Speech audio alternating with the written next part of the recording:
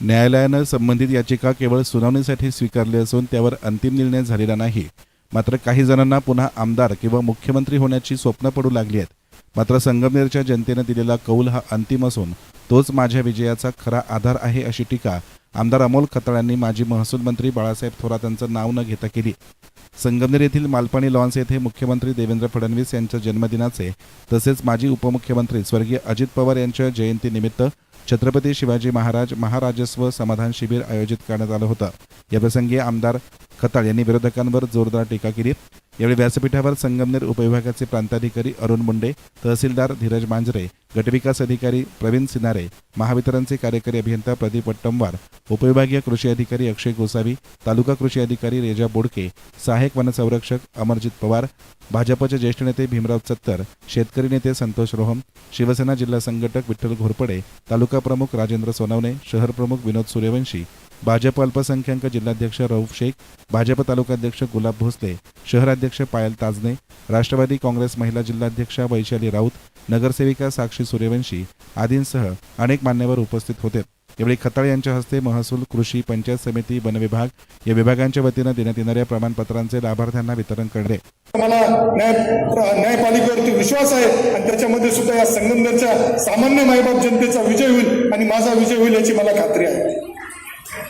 न्यायालयाने फक्त याचिका सुनावणीसाठी स्वीकारली, परंतु काही जणांना, काही भावी मुख्यमंत्र्यांना अचानक पुन्हा स्वप्न पडायला लागले की आता आम्ही पुन्हा भावी मुख्यमंत्री होतोय, आम्ही पुन्हा आमदार होतोय. परंतु या निमित्ताने आपल्याला सांगू इच्छितो का 40 वर्ष तुम्हाला मिळाले. तुमचा पराभव एका 42 वर्षाच्या मुलांनी केला. ज्याचा जन्म झाला त्यावेळेस तो 2 वर्षाचा होता आणि तुम्ही या संगमनेरचे आमदार होता. परंतु तुमचा पराभव या नियतीला मान्य, नियतीने तुमचा पराभव केला.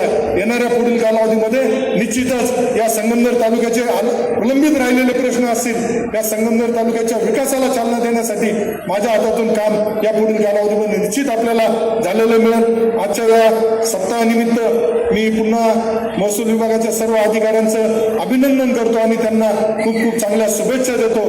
तसेच स्वर्गीय अजितदादा पवार यांच्या त्यांना अभिवादन करतो व या कार्यक्रमासाठी आलेल्या सर्वांनी रक्तदान शिबिराचा सुद्धा लाभ घ्यावा असं आवाहन करतो. आणि जे काही महसूल विभाग असेल, ग्रामविकास विभाग असेल, सर्वच विभाग जे इथं आहेत त्यांच्या सर्वांच्या सहकार्याने, त्या विभागातील अधिकारी असेल, कर्मचारी असेल, यांचं सगळ्यांचंही मी अभिनंदन करतो आणि त्यांना खूप खूप शुभेच्छा देतो. आणि फक्त एवढंच सांगेल का हे सामान्य शेतकऱ्यांचं, सर्व सामान्य लोकांचं हे सरकार आहे.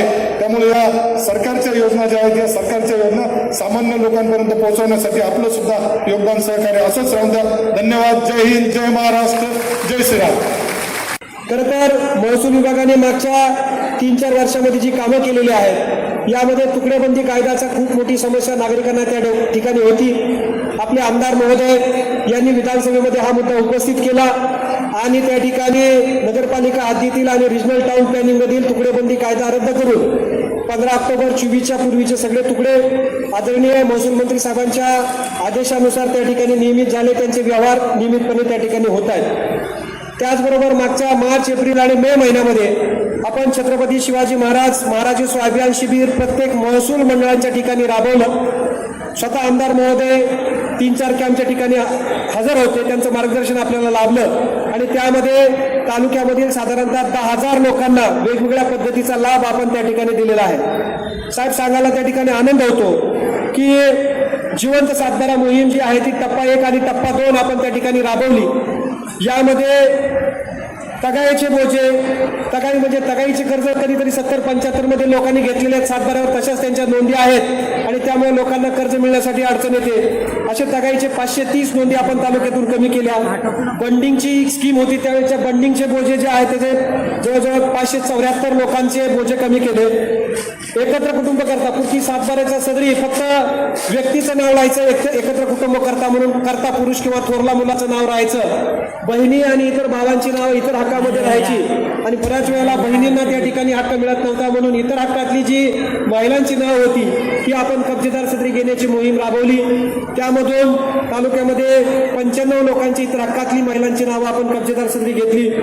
18 वर्ष वय पूर्ण झालेलं आहे तरी पण अज्ञान पालन करता म्हणून त्या मुलाचं नाव आहे. असे जवळजवळ 1767 लोकांची नावं जी आहेत ती अज्ञान पालन करता म्हणून त्यांचं आईचं वडिलाचं नाव त्यांच्यासोबत होतं. त्यांना कोणत्या योजनेचा लाभ घेत असताना, कर्ज घेत असताना अडचण येत होतं, ते आपण त्या ठिकाणी कमी केलं. याशिवाय तालुक्यातल्या जवळजवळ 2650 जे आपले मयत खातेदार होते त्यांची वारसाची नावं सातबारावर लावली. त्यामुळे त्यांना ॲग्रिस्टॅग योजनेचा लाभ घेणं असेल, त्याचबरोबर शासनाच्या विविध योजनांचा लाभ घेणं जे असेल ते सोपं झालं. कारण आपण जे आमदार महोदय वेळोवेळी मार्गदर्शन केलं आणि आपला आग्रह होता की हे काम जे आहे, ती योजना जी आहे ते आपल्या तालुक्यामध्ये अतिशय व्यवस्थित राबवलं गेल्या पाहिजे. त्यामुळे महसूल यंत्रणेनं ते काम त्या ठिकाणी केलेलं आहे. मुख्यमंत्री बळीराजा पांढर रस्ते योजना याचे अध्यक्ष सन्माननीय आमदार महोदय आहेत. यामध्ये आपल्या तालुक्याला 7 कोटीचा निधी आमदार साहेबांच्या प्रयत्नामुळे त्या ठिकाणी उपस्थित झालेला आहे. एसनान मीडियासाठी प्रतिनिधी गोरक्षणे हे संगमनेर.